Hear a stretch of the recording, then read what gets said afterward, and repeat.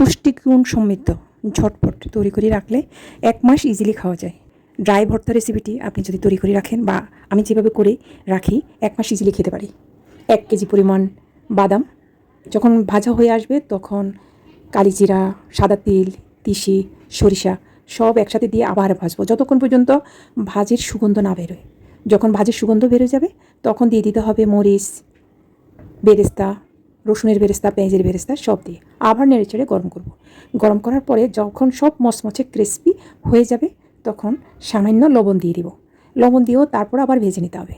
যখন সব ভাজি হয়ে যাবে তখন একটা মিক্সারে নিয়ে ব্লাইন্ড করব, কিন্তু একদম পুরা না, আধা ভাঙা করে নেব। ঠান্ডা হওয়া পর্যন্ত অপেক্ষা করব।